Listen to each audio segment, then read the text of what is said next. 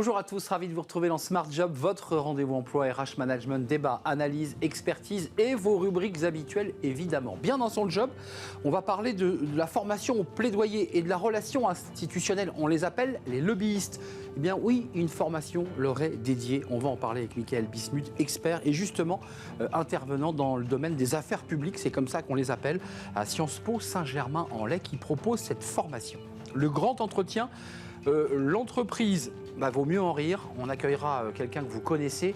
Elle se d'ailleurs décrit comme la personne la plus connue du CAC 40 et la moins connue des Français. Vous avez reconnu Lucie Carbone. Elle est humoriste et elle parle de l'entreprise à sa manière.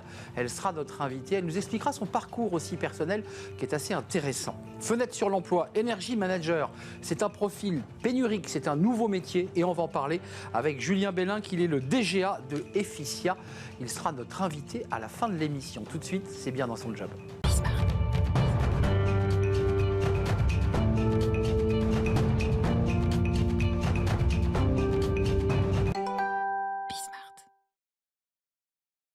Michael Bismuth, ravi de vous accueillir bien dans son job, puisque je vous ai présenté dans le lancement comme je parlais du lobbying, des relations institutionnelles, des relations publiques.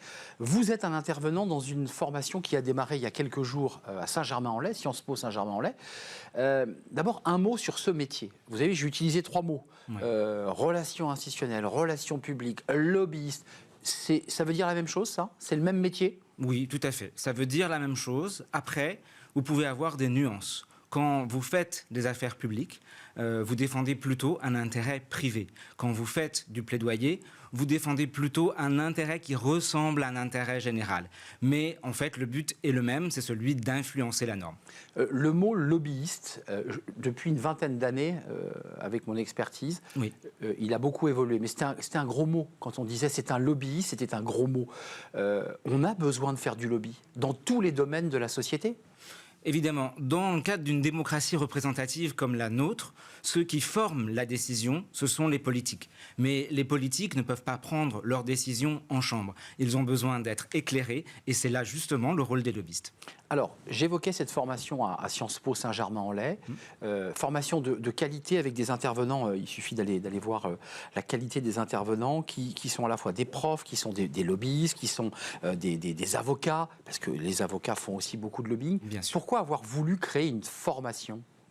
On a voulu créer une formation déjà qui s'inscrive dans la formation continue. Il existe bon nombre de diplômes en Master 1 et Master 2.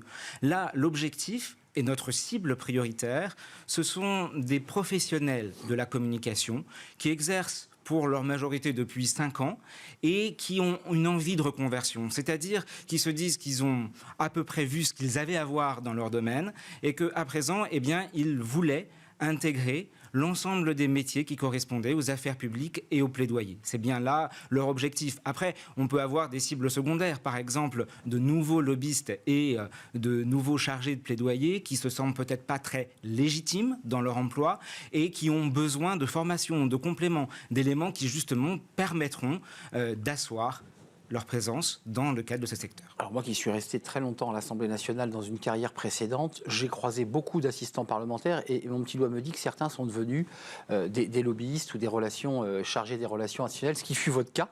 On voit bien ce lien fort entre convaincre le politique et avoir des lobbyistes qui savent bien s'exprimer, qui ont les bons arguments, qui ont les bons textes de loi. Qu'est-ce qu'on va leur apprendre à ces élèves en formation continue?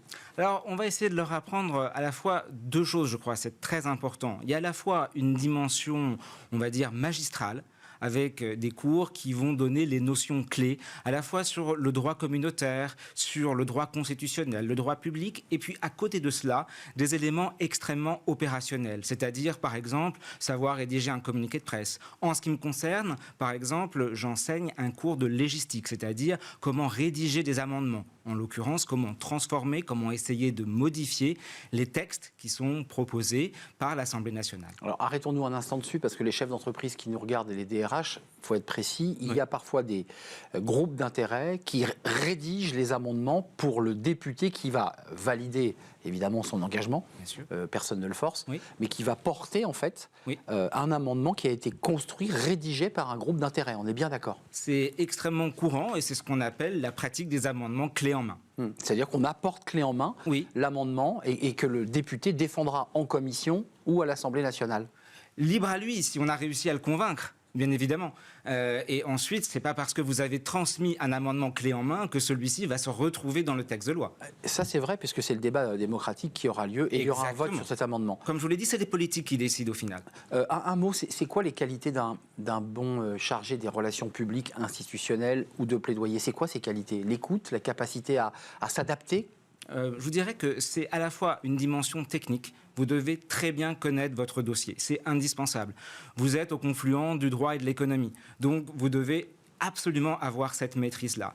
Et puis ensuite, vous avez ce besoin de pouvoir communiquer, de pouvoir porter votre dossier. Donc, ce sont plutôt on va dire des qualités relationnelles, des qualités communicationnelles, des qualités diplomatiques aussi, parce que, bien évidemment, il faut s'adapter aussi à son auditoire. Yvan Chupin, Michael Bismuth, c'est vous Oui. et Alexandre Tuaillon qui font partie des chevilles ouvrières de cette formation. Elle a commencé la formation, on peut encore s'y inscrire ou on attend l'année prochaine? On va attendre l'année prochaine, je pense. Là, déjà, on a notre première promotion. La promo, elle est là. On l'a accueillie la semaine dernière, notamment avec Élodie Jacquet-Laforge, qui est l'ancienne vice-présidente de l'Assemblée nationale et Exact. qui est la marraine de notre promotion et qui est actuellement directrice générale d'Intercommunalité de France. Combien d'élèves, combien de participants à cette première promo? La première, c'est une petite promotion. On sera aux petits soins pour eux. Nous sommes 6. 6. Donc 6 élèves qui font de la formation continue et qui vont changer de vie aussi à l'issue de cette formation. Ça se passe à Sciences Po Saint-Germain-en-Laye. Oui. Et c'est piloté entre autres par vous, Michael Bismuth, et plein d'autres intervenants de très bonne qualité. 37 intervenants, 107 heures de cours. Génial, merci. Vive le lobbying, c'est ça que vous dites? Alors, on peut le dire. Vive Le bon lobbying. lobbying. Vive le bon lobbying et la démocratie. Tout ça, ça va avec. Merci de nous avoir rendu visite, Michael Bismuth. Vous êtes intervenant dans cette formation à suivre. Et si vous voulez vous inscrire, ça sera évidemment pour la saison prochaine 2025. Merci de nous avoir rendu visite. Merci à vous. On tourne une page. On va sourire. Oui, on va sourire. Peut-être même on va rire avec Lucie Carbone. C'est notre invitée. C'est une humoriste. Elle connaît le monde de l'entreprise. Ben oui, parce qu'elle y est passée. Puis elle a renversé la table. Elle est devenue humoriste. Et on va la découvrir tout de suite. C'est l'invitée du Cercle RH.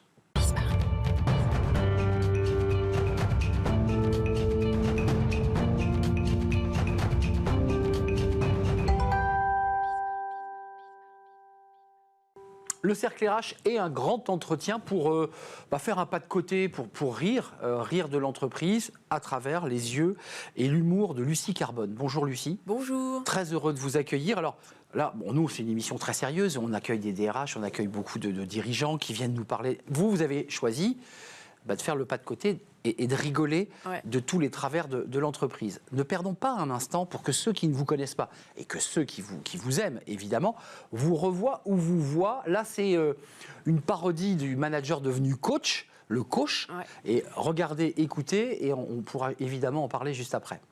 Première surprise, je ne suis plus manager, je suis coach.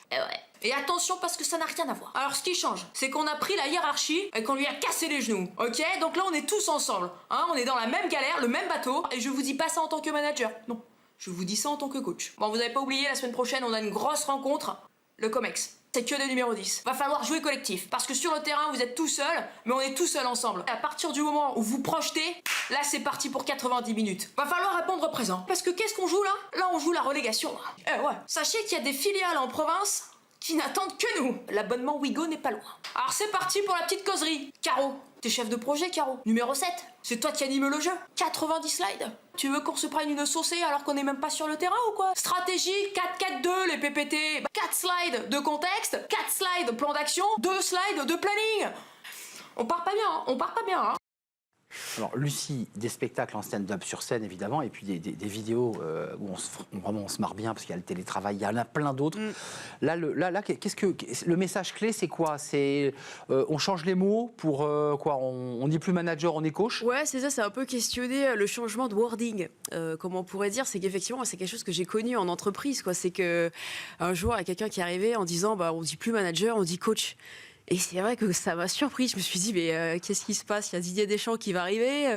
Donc, c'est un peu questionner ces évolutions. Est-ce que on est toujours dans un rapport hiérarchique? Qu'est-ce que ça change en termes de performance? Là, il y avait une métaphore liée au sport footballistique qui amène justement ce changement de nom. Donc, c'était un peu réfléchir à ça, quoi. Ouais, puis l'utilisation de la métaphore du jeu, du 4-4-2, il n'y a que des numéros 10.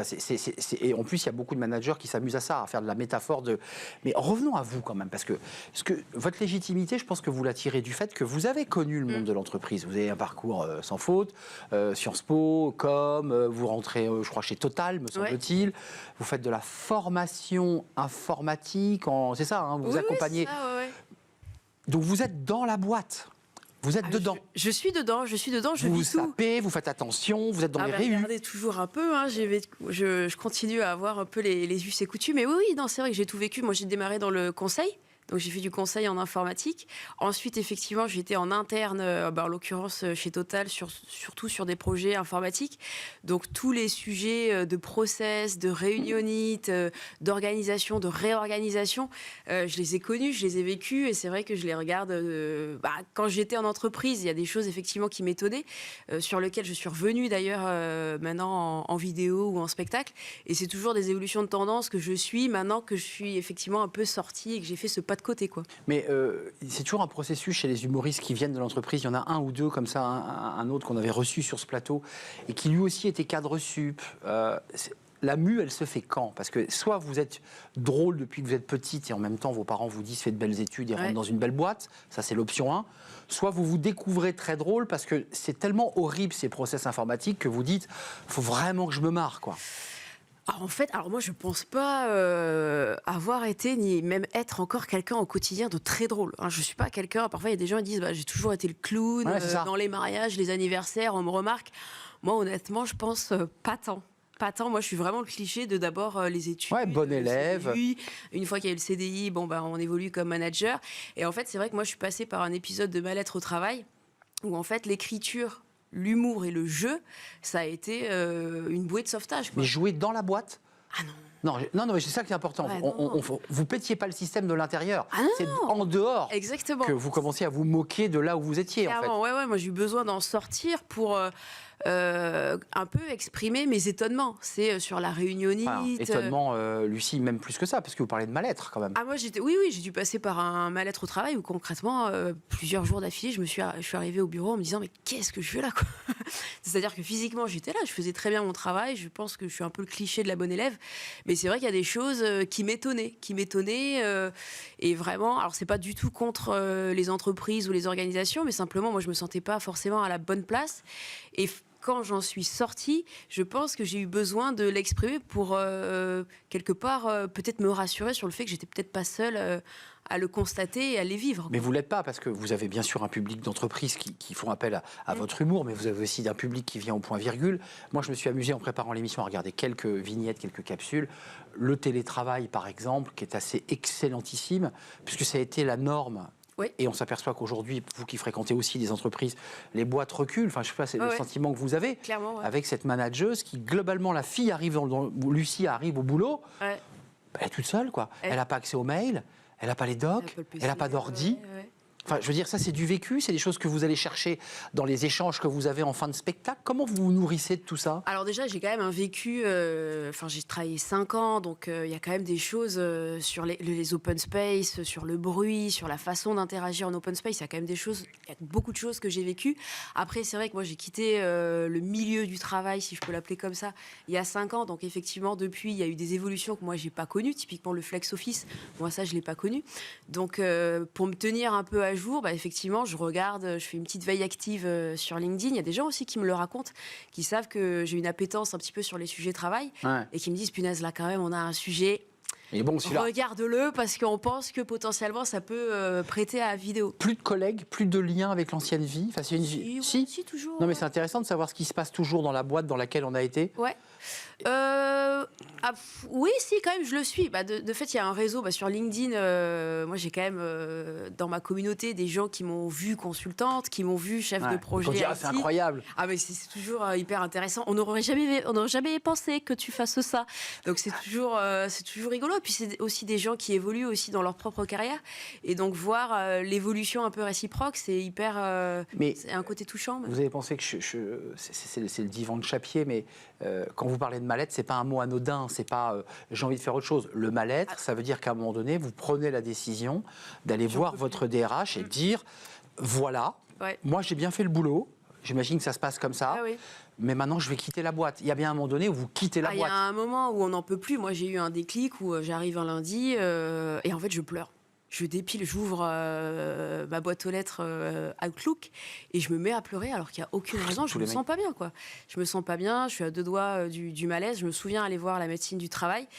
Et c'est un peu rigolo parce que j'y vais à midi et l'infirmière me dit vous savez, on n'accepte que les urgences. Donc là, il faut revenir à 14h. Et là, mais je fonds en larmes, quoi. Je n'en peux plus. Quelle psychologie, l'infirmière. Ouais, et du coup, elle a dû ouvrir une petite chambre où on a discuté.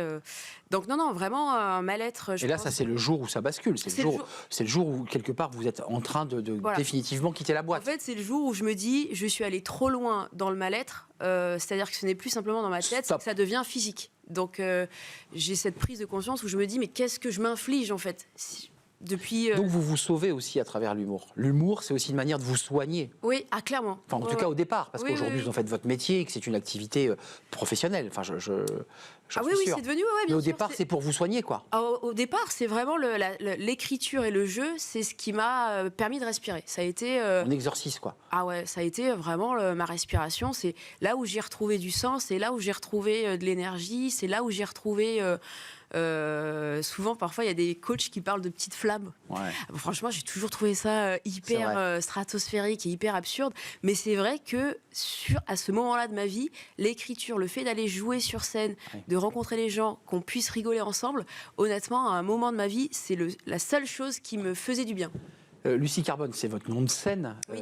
Peu importe votre vrai nom, mais est-ce qu'aujourd'hui vous conscientisez le chemin parcouru? Est-ce que vous dites, ça y est, je suis totalement nettoyé de la boîte et je suis totalement libre de vivre ma vie? Parce que c'est de ça dont il est question quand on est en stand-up, quand on est en capsule vidéo. Ouais. Vous devez vous sentir avec une liberté dingue. Ah ben c'est super, sur scène. En plus, il y a ce que je fais en vidéo, il y a aussi ce que je fais sur scène. En vidéo, c'est vrai que je parle beaucoup du milieu du travail. Ce qui est intéressant, je pense, pour les gens qui me suivent, c'est qu'en spectacle, ils découvrent aussi d'autres sujets. Et ça, c'est vraiment une liberté que je prends et à laquelle je veille.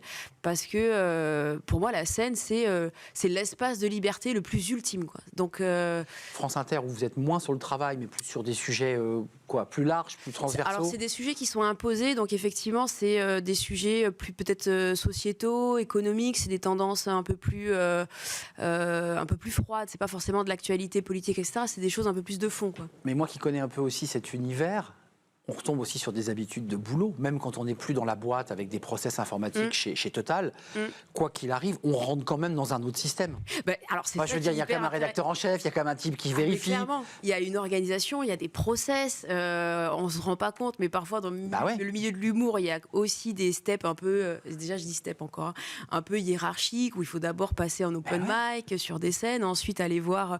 Donc si, il y a quand même dans chaque corps de métier, il y a des codes. Il y a un référentiel de pratique et c'est ça qui est aussi marrant, c'est que de changer d'un espace à un autre, il y a des choses qu'on retrouve. Ouais, c'est pas la liberté absolue, moi je le dis pour ceux qui nous regardent, la boîte c'est pas toujours simple, mais il y a aussi pas mal de contraintes dans le métier, il faut, il y a des producteurs, il y a de l'argent, il faut vivre, il faut négocier.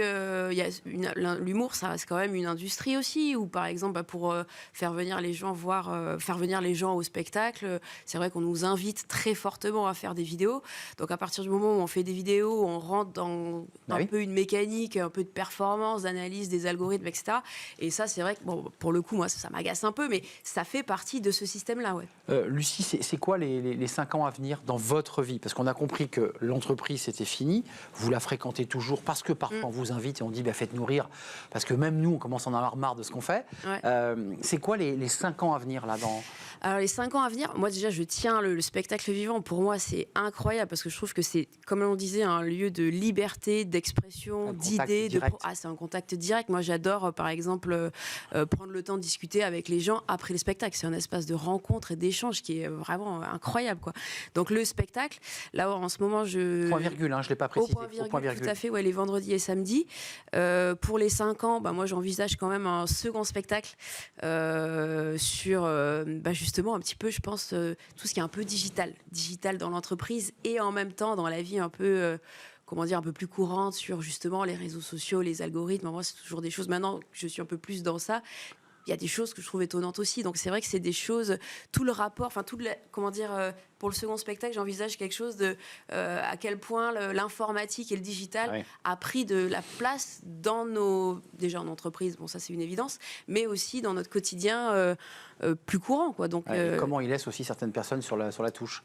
Oui, une fracture numérique, clairement. On n'a pas tous le téléphone avec Instagram et le doigt sur Insta. C'est vrai qu'il y a des personnes qui aujourd'hui ne se servent pas bien de leur téléphone. Exactement. Et encore le téléphone à clavier. Puis il y a des enjeux, par exemple en ce moment je réfléchis à la cybersécurité. La cybersécurité, il y a un enjeu dans les grandes organisations et en même temps il y a peut-être Jean-René Patrick qui s'est fait pirater parce qu'il a répondu à un truc sur Facebook, quoi. Donc il y a des choses qui sont transverses et des enjeux qui touchent à la fois les organisations et en même temps nous à titre d'individu, quoi. Prochaine vidéo, c'est laquelle là dans les thématiques que vous avez là sur votre bureau, pas à 5 ans, là, les 3 prochaines. Alors les 3 prochaines, le télétravail. Je veux y revenir. Parce que je dis, et toutes sont très bien, mais le télétravail, il est tellement vrai. En fait, le télétravail, je veux y revenir parce que c'est vrai que je ne comprends pas trop ce rétro-pédalage et je trouve que c'est intéressant parce qu'au fond, dans le retour un peu au télétravail, j'ai l'impression de sentir un peu la question de la confiance un peu en entreprise et je trouve que c'est un sujet qui mérite un peu d'être évoqué. Donc le télétravail, ça c'est évident. La cybersécurité, je trouve que c'est un sujet qui n'est pas trop traité, mais qui est, comme je disais tout à l'heure, hyper intéressant. C'est un peu Matrix, c'est la science-fiction, on rentre dans la tuyauterie, on ne sait pas trop qui tire la ficelle. C'est hyper intéressant parce que effectivement, il y a des organisations et des process, les équipes bleues, les équipes rouges, il y a des choses qui sont très techniques, versus... Vous revenez un peu à l'informatique quand même, on voit que c'est un sujet qui ne vous fait pas peur, quoi. Ah non, j'adore parce que vous étiez dedans. Oui. Alors que moi, j'ai très très peur de ces sujets, je ne les connais pas. Oui, mais justement, je pense que parce que j'en ai une connaissance, j'aime bien aussi les rendre accessibles et peut-être essayer de les vulgariser, quoi. Vulgarisons l'informatique et la cyber. La cyber, tout le monde en parle, personne ne sait vraiment ce que c'est en fait. Sauf le jour où on se fait hacker et qu'on vous demande 1 million. C'est un peu dur, Et que là...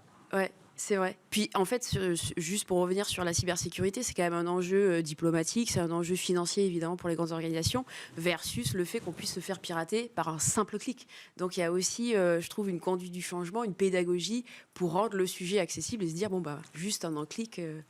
Lucie Carbone était notre invitée. On a ri, mais elle est sérieuse, elle nous a éclairé. On monte avec vous, on élève tout d'un coup le niveau de l'humour parce que vous réfléchissez à beaucoup de sujets qui impactent évidemment le monde de l'entreprise et donc nos vies. Le point virgule, le vendredi et le samedi. Les vidéos, facile à trouver, vous faites Lucie Carbone, vous la trouverez. Et France Inter... c'est à peu près toutes les 2 à 3 semaines. 2 à 3 semaines. C'est plus compliqué, restez branchés sur Inter et restez l'oreille collée, c'est peut-être plus simple.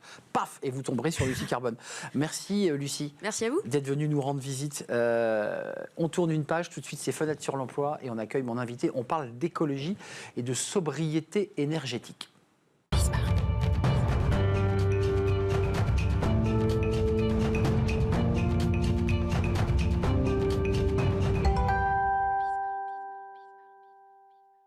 Et on termine avec Fenêtre sur l'emploi pour parler environnement et énergie. Et on en parle avec Julien Bellingue. Vous êtes le directeur général adjoint de l'entreprise Efficia, créée en 2013, dont la mission est d'apporter un service d'efficience énergétique aux entreprises dans lesquelles vous entrez. C'est bien ça la mission d'Efficia? C'est bien ça la mission d'Efficia. On rend des services de pilotage énergétique des bâtiments. D'abord, c'est un métier nouveau parce que ce métier de Energy Manager, on parle beaucoup des managers, mais Energy Manager, c'est sorti quand ce métier? Il existe depuis quand? Il existe depuis quelques années, c'est relativement récent, effectivement. Il existe depuis un siècle, c'est le monsieur qui ferme les radiateurs le soir en partant. Effectivement, il a peut-être un peu changé de nom et changé de substance. Le métier, c'est quoi? C'est de permettre à l'entreprise, grâce à vos conseils, puisque ce sont des conseils que vous apportez à l'entreprise, de réduire sa facture énergétique? Alors oui, réduire sa facture énergétique et son empreinte carbone. Alors nous, on ne donne pas de conseils, on agit. On change, concrètement, on change les réglages des machines qui consomment de l'énergie dans les bâtiments de nos clients à leur place. Mais Julien, je me suis mal exprimé, mais il faut quand même bien un diagnostic pour faire un bilan complet du bâtiment, pour savoir ce qu'on doit changer. Alors, on peut avoir une approche comme ça, où on fait un diagnostic et ensuite des recommandations. Et on a chez Efficia une approche un peu différente, où on prend les commandes sur ce qui consomme de l'énergie et on règle ces machines à la place des occupants 24 heures sur 24, 7 jours sur 7, donc on continue. Vous prenez la main en fait sur ces machines. On prend la main. Et il y a une prestation qui est donnée à Efficia pour gérer, régler et faire vivre ces machines pour qu'à la fin, le client vous dise j'ai économisé pour des grands sites 20 000, 30 000, 40 000, 100 000. C'est ça l'objectif. C'est exactement ça l'objectif, c'est bien résumé. Le parc tertiaire en France, ça représente 940 millions de mètres carrés répartis sur 1,2 million de bâtiments. J'imagine que les énergie managers et Efficia n'a pas les 1,2 million de bâtiments. Il en reste combien encore ? Pas encore. Je vous le souhaite évidemment dans les 10 années à venir ou les 5 années à venir. C'est quoi le parcours que vous devez faire pour que les bâtiments soient aux normes et consomment le moins possible ? Alors, la semaine dernière, le GIMELEC, qui est notre interprofession, a publié une étude sur le taux d'équipement des systèmes de BACS. Ça veut dire des systèmes de GTB en français. C'est pas un musicien, hein, c'est pas Jean-Sébastien Bach. C'est ça. On parle en français de gestion technique du bâtiment, donc systèmes qui permettent de piloter la CVC, chauffage, ventilation, climatisation et l'éclairage. Le GIMELEC a indiqué qu'il y a un taux de couverture d'aujourd'hui 15% des bâtiments uniquement, bâtiments éligibles à une obligation légale. Donc il y a un décret du même nom, décret BACS. Aujourd'hui, il n'y aurait que 15% des bâtiments éligibles équipés, donc 85% ne le sont pas encore. C'est notre perspective en France. 85% encore des bâtiments équipés, puisqu'il n'y en a que 15%. Les enjeux pour vous, on a bien compris que vous n'étiez pas l'opérateur technique qui allait changer la chaudière, mais quand même, il y a des bâtiments qui aujourd'hui sont encore chauffés avec des radiateurs en fonte, oui. Avec une isolation thermique qui est déplorable, bâtiments publics ou privés.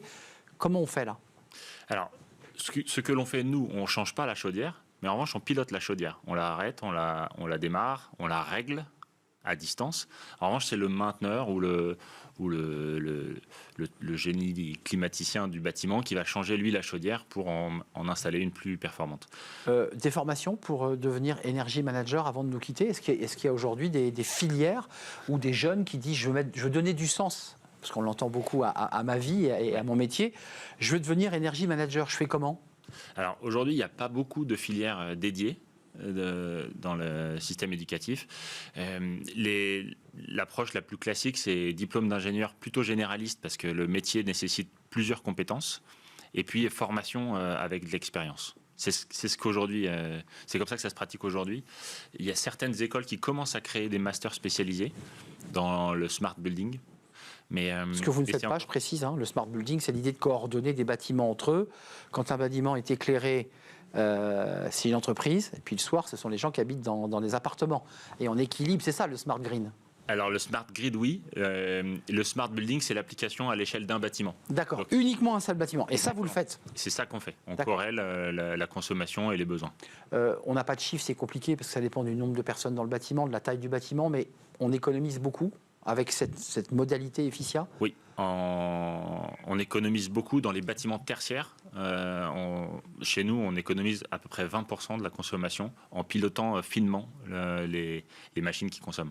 Donc c'est du pilotage informatique et c'est de la gestion très fine des outils. Merci Julien Bellinck, directeur général adjoint d'Efficia, entreprise créée en 2013 et qui a encore de très belles années devant elle, vu le nombre de bâtiments à accompagner dans son efficience énergétique. Merci de nous avoir rendu visite. Merci votre fidélité. Merci à vous pour vos messages. Merci à toute l'équipe. Merci à Alice à la réalisation aujourd'hui. Merci à Thibaut au son et merci évidemment à Nicolas Juchat. Et merci à vous, le public qui nous regardez fidèlement. Je vous dis à très très bientôt. Bye bye.